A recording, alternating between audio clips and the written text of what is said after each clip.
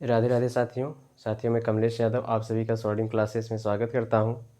साथियों, आप सभी को ज्ञात होगा कि आपका स्क्रूटनी का रिजल्ट आज डिक्लेयर कर दिया गया है, घोषित कर दिया गया है। मतलब आपका स्क्रूटनी का रिजल्ट 2025 डीएलएड सेकेंड सेमेस्टर और फोर्थ सेमेस्टर के साथियों का आ चुका है। साथियों, आप लोग रिजल्ट देख चुके होंगे, नहीं तो साइट अभी नहीं चल रही है। स्टार्टिंग में जिन्होंने देख लिया उन तो देख लिए, बाकी अभी साइट बहुत स्लो है तो रिजल्ट अभी शो नहीं कर रहा है। तो कल मॉर्निंग तक आप लोग रिजल्ट देख लीजिएगा, ठीक है। और बाकी आपका एग्ज़ाम फॉर्म, जैसे जितने भी सेकेंड सेमेस्टर वाले साथी थे तो उनका, जिन लोगों का 3 सब्जेक्ट में बैक लगा था, जैसे 3 सब्जेक्ट में बैक का मतलब ये होता है, आप लोगों को ज्ञात होना चाहिए।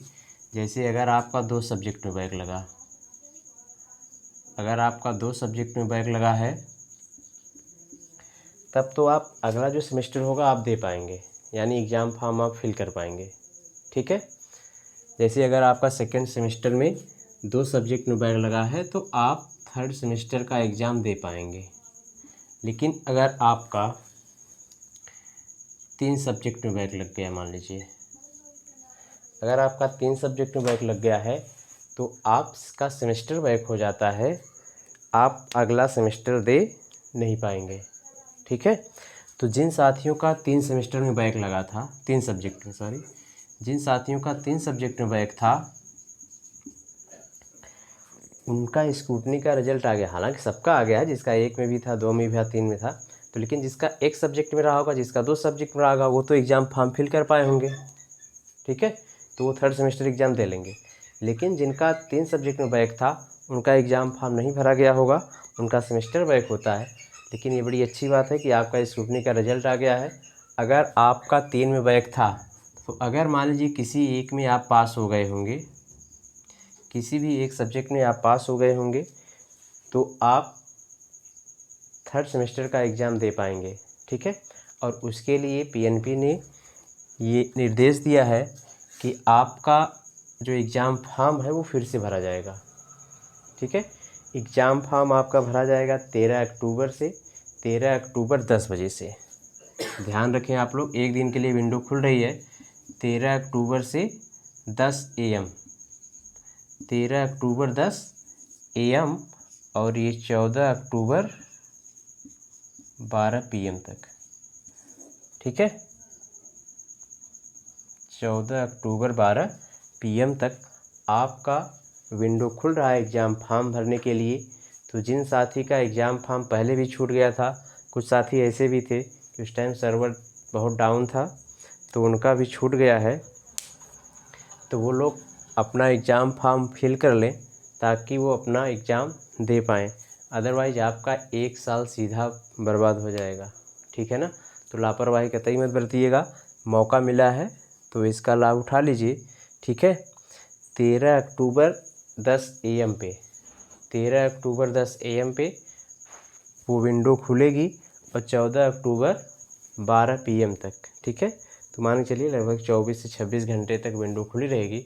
तो सभी लोग, जिन साथी का बैक था उनका स्क्रूटनी का रिजल्ट आ चुका है तो वो साथी तो फिल ही कर ले, ठीक। बाकी जिनका छूट गया था गलती बस, किसी लोग को पता भी नहीं चला, कितने लोग ऐसे साथी भी मैसेज करते हैं पता ही नहीं उनको कि एग्ज़ाम फॉर्म भरा जा चुका है, ठीक है। तो एग्ज़ाम फॉर्म आपका जो है 13 से 23 सितंबर तक भरा गया था, 13 से 23 सितंबर तक, ठीक है। तो कुछ साथियों को ये भी नहीं पता चल पाया था कि एग्ज़ाम फॉर्म भरा जा रहा है। तो एग्ज़ाम फॉर्म आपका भरा जा चुका था, लेकिन स्क्रूटनी का रिजल्ट आ गया है। और कुछ हमारे डीएलएड के जो साथी नेता हैं तो उन्होंने पीएनपी सचिव से बात किया, इसकी कंप्लेन की, तो इस पर उन्होंने ये निर्देश दिया है और ये निर्णय लिया है कि आपका एग्ज़ाम फॉर्म का विंडो एक बार फिर से ओपन किया जाएगा, ठीक। और सभी लोग अपना फॉर्म ज़रूर फिल कर दें, ठीक है। तो और अपनी तैयारी को आप लोग अच्छे से तैयारी करते रहें, ठीक है। एग्ज़ाम बहुत ही क्लोज है, ठीक है। अब समय बिल्कुल नहीं है, लापरवाही बिल्कुल मत करिएगा। और थर्ड सेमेस्टर वाले साथी विशेष ध्यान देंगे, वैसे तो फर्स्ट वाले भी, क्योंकि आपको हर हाल में वैकेंसी में शामिल होना है, ठीक है। तो ये अपॉर्चुनिटी बार बार नहीं मिलेगी, अगर बैक लग गया तो लाइफ टाइम डिपेंड रहेगा इस बात का, ठीक। तो आप लोग जो है जो मेजर सब्जेक्ट है, ठीक है, जो मेजर सब्जेक्ट है उसको ज़रूर अच्छे से पढ़ लीजिए। जैसे मैथ्स है इसमें, ठीक, तो मैथ और साइंस 2 सब्जेक्ट तो विशेष ध्यान दीजिए। इंग्लिश तो है नहीं, मैथ और साइंस पे विशेष ध्यान दीजिएगा। बैक ना आने पाए, ठीक, इन सब्जेक्ट पर थोड़ा ज़्यादा फोकस करिएगा। और एग्ज़ाम में आपको कैसे लिखना है, क्या लिखना है, उसका थोड़ा सा मैं रिव्यू अभी नहीं, अभी थोड़ा एग्ज़ाम और क्लोज आ जाएगा तो मैं उसको बताऊंगा आपको कैसे एग्ज़ाम में कैसे कैसे लिखना है, हम लोगों ने कैसे लिख के पास किया था अच्छे मार्क्स से। तो वो अपना कुछ एक्सपीरियंस मैं आपसे शेयर करूंगा कि मैंने कैसे लिखा था कॉपी और कैसे लिखा जाना चाहिए, ताकि आपका स्कोर एटलीस्ट 90+% हो जाए। ठीक साथियों, तो उम्मीद करता हूँ कि आप लोगों का समय ज़्यादा नहीं लूँगा क्योंकि एग्ज़ाम बहुत क्लोज है। ठीक, तो एक बार फिर से सुन लीजिए आप लोग कि आपके स्क्रूटनी 2025 का रिजल्ट आ चुका है, जिसमें सेकेंड सेमेस्टर और फोर्थ सेमेस्टर के साथ ही थे। ठीक, फोर्थ सेमेस्टर में जो पास हुए होंगे ठीक है, नहीं हुएंगे तो मान लीजिए कोई बात ही नहीं है। लेकिन थर्ड सेमेस्टर वाले साथी विशेष ध्यान दें, जो सेकेंड सेमेस्टर में थे उनका रिजल्ट आ चुका है, एक बार वो देख लें। और अगर जिनका 3 सेमेस्टर में बैक था, अगर एक आध सब्जेक्ट में वो पास हो गए हों तो एग्ज़ाम फॉर्म की विंडो 13 अक्टूबर से ओपन हो रही है। एग्ज़ाम फॉर्म भर दें ताकि वो थर्ड सेमेस्टर का एग्ज़ाम दे पाएँ। ठीक साथियों, और उम्मीद करता हूँ कि आप लोग अच्छे से पढ़ाई कर रहे होंगे और आप लोग ठीक ठाक भी होंगे।